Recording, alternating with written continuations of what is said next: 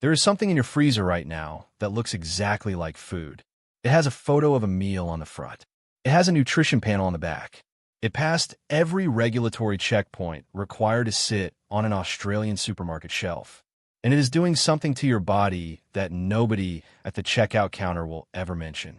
Most people think frozen food is just fresh food that has been preserved.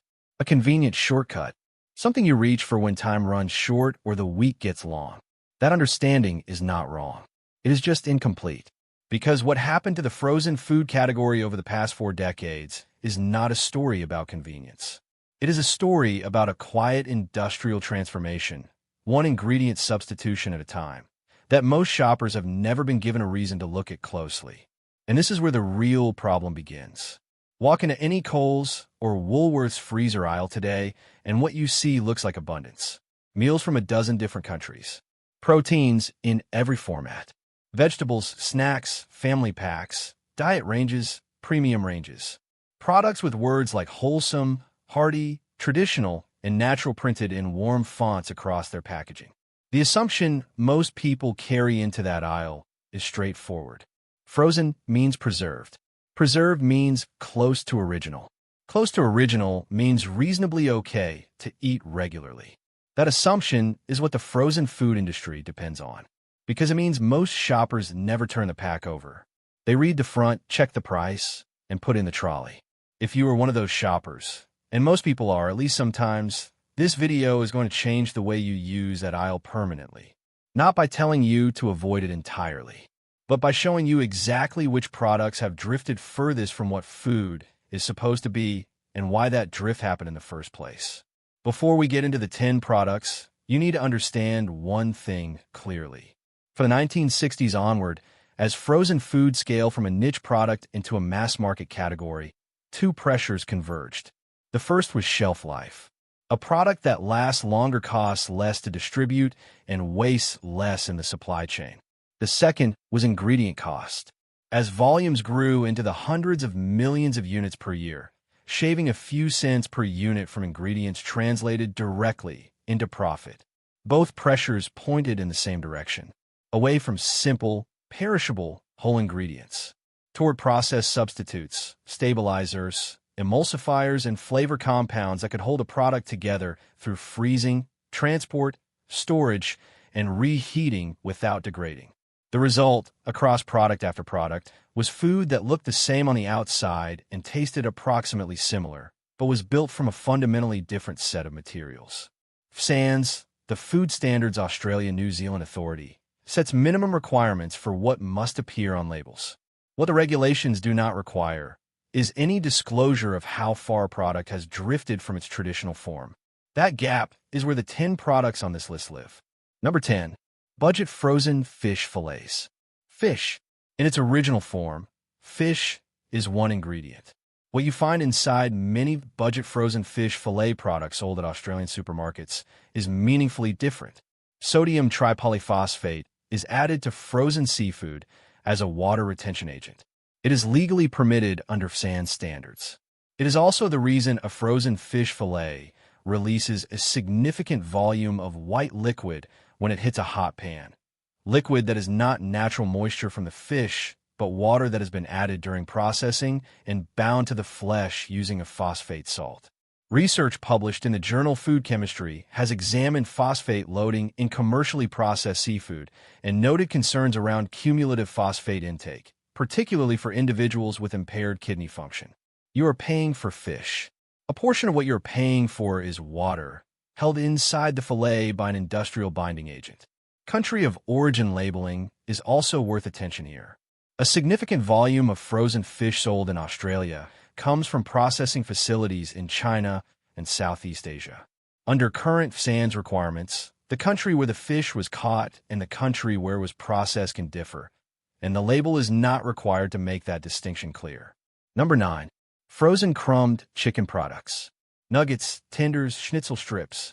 Products designed for children's meals and quick weeknight dinners. What most people do not realize is that the chicken inside many crumbed frozen products is not whole muscle meat. It is often formed from a mixture of chicken meat, chicken skin, water, starch, and binding agents, shaped into a uniform piece and coated in crumbed. When chicken skin is listed as a filling component rather than a coating, fat content rises significantly compared to what most consumers assume they are buying. Some formulations contain modified starch as a primary structural ingredient, meaning starch is doing the work of holding the product together that whole chicken muscle would naturally do on its own. Flavor enhancers 621 and 635 appear on the ingredient list of many products in this category. Their function is to amplify the perception of savory flavor when the meat content alone is not sufficient to deliver it. This is not the first time this kind of substitution has happened in a category Australian families trust. Number 8. Frozen vegetable spring rolls. Spring rolls seem straightforward. Vegetables. Pastry. Simple. The reality is that many frozen spring roll products in Australian supermarkets, particularly those sourced from manufacturing facilities in China and Thailand, contain preservative 220 sulfur dioxide in the pastry component. Sulfur dioxide prevents discoloration and extends shelf life. It is legally permitted by FSANZ at certain concentrations. It is also listed by FSANZ itself as a known allergen trigger. Published research referenced by the Australasian Society of Clinical Immunology and Allergy has documented asthma exacerbation in sulfite-sensitive individuals. The product is legal. The ingredient is disclosed, if you know what to look for.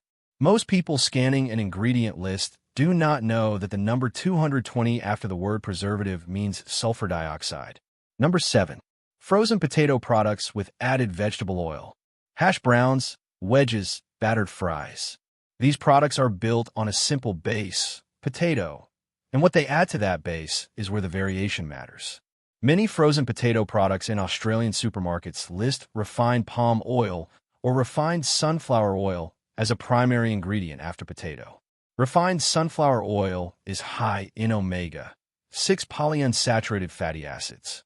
The average Australian diet is already significantly skewed toward omega-6 relative to omega-3, a ratio that nutritional researchers at institutions, including Deakin University, have associated with increased systemic inflammation over time. Adding a high omega-6 refined oil to a product consumed regularly by children, often several times per week, compounds a dietary imbalance that already exists.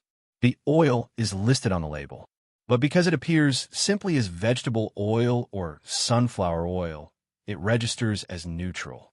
The word vegetable implies something close to a plant in a garden.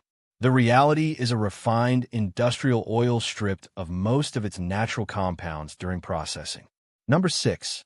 Frozen pizza with processed meat toppings. This is the part most people miss. The meat on a frozen pizza, salami, pepperoni, ham, is almost universally processed using sodium nitrite, listed as preservative 250. Sodium nitrite inhibits bacterial growth and maintains the pink-red color in cured meats that consumers associate with freshness. In 2015, the World Health Organization's International Agency for Research on Cancer classified processed meats as Group 1 carcinogens, meaning sufficient evidence exists in humans for a causal relationship with colorectal cancer. The classification cited nitrite-cured products specifically. It was reached by 22 experts reviewing 800 studies. That classification does not mean a single frozen pizza is dangerous. It means cumulative intake of processed meat products, consumed regularly over years, has been studied and found to carry immeasurable risk. The frozen pizza category in Australia has not reformulated in response. The processed meat toppings on the most popular products at Coles and Woolworths today contain the same preservative 250 they contained a decade ago. Number 5. Frozen dim sims and dumplings. A staple of the Australian freezer aisle for generations. In a category where the gap between what the front of the pack implies and what the ingredient list confirms is particularly wide. Many mass-produced frozen dumpling products contain textured soy protein alongside the declared meat content. Textured soy protein is manufactured soy that has been processed into shapes and textures designed to mimic the visual appearance and mouthfeel of minced meat. It is significantly cheaper than meat. It absorbs moisture and adds bulk. and its presence in a product that most people, by assuming they are primarily getting pork or chicken, is rarely something shoppers notice, because it does not appear on the front of the pack. Flavor Enhancer 621 works alongside the textured soy to deliver the umami flavor profile that a reduced meat content alone cannot produce. The combination is effective. The product tastes like what your brain expects. That is the point. Number 4. Frozen healthy meal ranges. This is where the betrayal runs deepest. The premium frozen meal range is positioned as health-conscious options. Lower calorie, higher protein, balanced macros are among the most heavily processed products in the freezer aisle. Achieving consistent texture, color, and taste across a meal that has been frozen, transported, and reheated requires stabilizers and emulsifiers that would never appear in a home-cooked version of the same dish. Carrageenan, derived from red seaweed, is used in many premium frozen meals as a thickener and texture stabilizer. A review published in the journal Environmental Health Perspectives noted that degraded carrageenan has been associated with intestinal inflammation in animal studies. The form used in food is generally considered safe by regulatory bodies, though this remains an area of ongoing study. Modified starch appears as a primary thickener in almost every frozen sauce-based meal regardless of price point or health positioning. Its function is to maintain sauce consistency through the freeze-thaw cycle. But in a product charging a premium on the promise of real food, its dominance over whole ingredients tells a story worth understanding. Choice Australia, Australia's leading independent consumer advocacy organization, has flagged on multiple occasions that health-positioned convenience food products frequently do not deliver the nutritional advantage their packaging implies, when ingredient quality rather than macronutrient ratios is the measure. Number 3. Frozen lasagna and pasta bakes. This connects to something deeper. The meat sauce in a frozen lasagna is one of the most processed components in the entire frozen food category. To survive freezing and reheating without separating or degrading, it requires modified starch, stabilizers, and flavor compounds at significant concentrations. Under SAN's rules, ingredients are listed in descending order by weight. When water appears second on the ingredient list of a product sold as a beef pasta bake, the picture becomes clear without requiring further explanation. Caramel color 150D, is used in the sauce of many frozen pasta products to deliver the rich brown tone associated with a long-simmered dish. It is a synthetic color derived from the controlled heating of carbohydrates. It is not the product of cooking time or meat quality. It is a visual correction applied to an industrial product to make it look like something it is not. Number 2.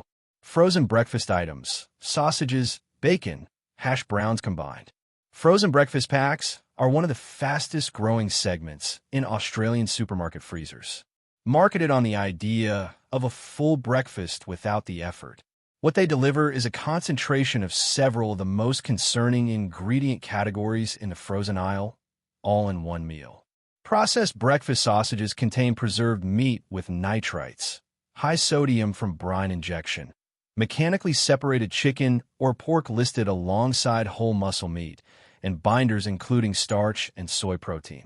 Sodium content in a single frozen breakfast serving from several major Australian brands exceeds 900 milligrams, roughly 40% of the recommended daily intake from one meal, before drinks, snacks, or any other food has been consumed. The National Heart Foundation of Australia has noted that excess sodium consumption is a primary dietary driver of hypertension, which remains a leading risk factor for cardiovascular disease.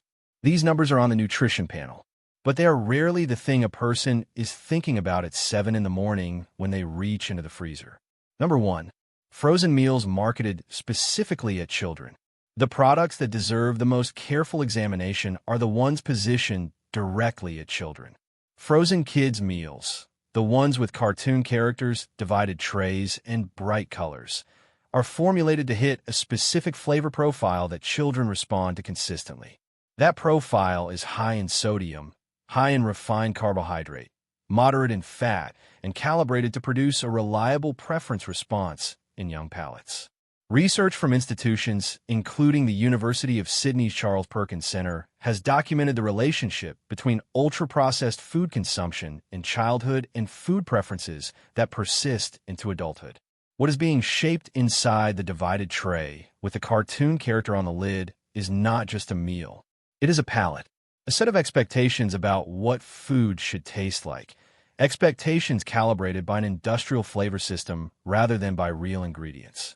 Emulsifiers 471 and 481 appear in the bread or pasta components of many frozen children's meals. Preservative 282, calcium propionate, appears in products with bread-based elements.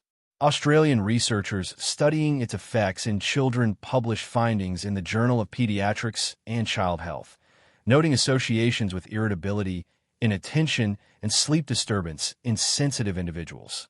These products meet every requirement SANS sets.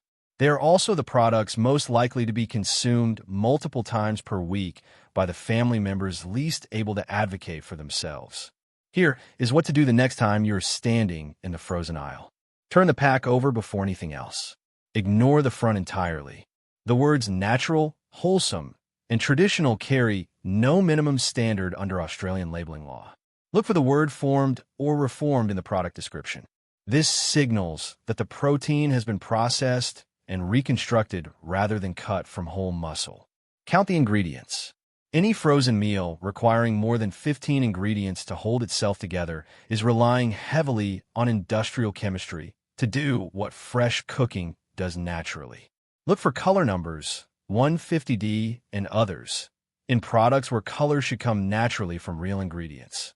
Their presence means the real ingredients were not sufficient to deliver the appearance the manufacturer wanted. Check the sodium figure. A single frozen meal exceeding 800 milligrams of sodium is delivering roughly a third of the recommended daily intake before anything else has been eaten. And for frozen seafood and protein products, check country of origin. The standards applied during manufacture vary significantly by country, and the label does not always make the full picture visible. This is not just about frozen food. What happened in the freezer aisle is a version of the same shift that happened in bread, in chicken, in cooking oils, in breakfast cereals. The pattern is consistent. A simple whole food enters industrial production. Scale demands shelf life. Shelf life demands synthetic stability. Synthetic stability requires flavor correction. And at the end of that chain, the product on the shelf shares almost nothing with the original except its name. The framework was never designed to be dishonest. It was designed to be efficient. But efficiency and nutrition are different objectives. And when they conflict at scale, efficiency wins. If you have stayed with this to the end, you now understand the frozen food category differently from the vast majority of people who buy these products every week in Australia.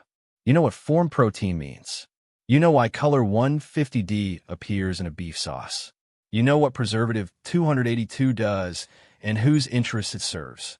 You know that a product can be legally labeled as wholesome while containing 15 industrial ingredients. That knowledge belongs in your trolley on every single shop from now on. If this gave you something useful, please like this video. It helps reach the people who deserve to see it. Share it with someone who reaches into the frozen section on autopilot, not to alarm them, but to give them the same awareness you now have. And subscribe, because this exact same pattern appears in other everyday categories too. Once you see it here, you'll start to recognize it everywhere. Because the next one we cover follows this exact same pattern, and once you see it, it is even harder to ignore.